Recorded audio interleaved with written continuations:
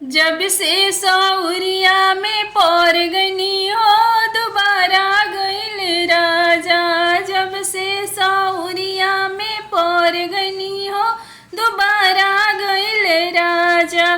कह तू त मोर धनिया माँ बोलैती, कह तू त मोर धनिया माँ बोलैती।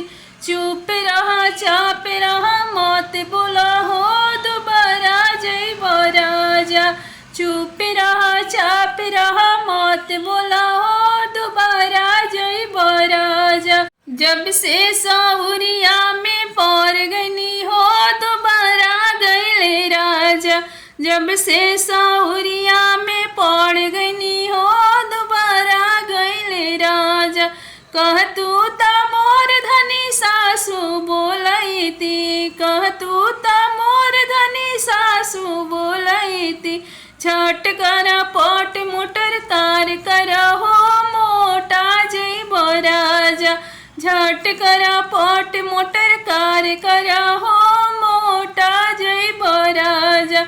जब से सौरिया में पौर गनी हो दोबारा गईल राजा। जब से सौरिया में पौर गनी हो दोबारा गईल राजा।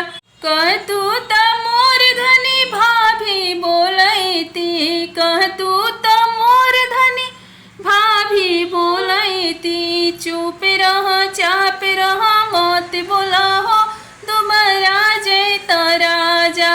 चुप रह चाप रह मत बोला हो दोबारा जइब राजा। जब से सौरिया में पौर गनी हो दोबारा गईल राजा। जब से सौरिया में पौर गनी हो दोबारा गईल राजा। कह तू त मोर धनी सरहज बोलैती, कह तू त मोर धनी सरहज बोलैती। झट कर पट मोटर कार कर हो मोटा जइब राजा। झट कर पट मोटर कार कर हो मोटा जइब राजा। जब से सौरिया में पौर गनी हो दोबारा गईल राजा। जब से सौरिया में पौर गनी हो दोबारा गईल राजा। कह तू त मोर धनी बहन बोलैती, कह तू त मोर धनी बहन बोलैती। चुप रह चाप रह मत बोला हो दोबारा जइता राजा। चुप रह चाप रह मत बोला हो दोबारा जइता राजा। जब से सौरिया में पौर गनी हो दोबारा गईल राजा। जब से सौरिया में पौर गनी हो दोबारा गईल राजा। कह तू त मोर धनी साली बोलैती, कह तू त मोर धनी साली बोलैती। झट कर पट मोटर कार कर हो मोटा जइब राजा। झट कर पट मोटर कार कर हो मोटा जइब राजा।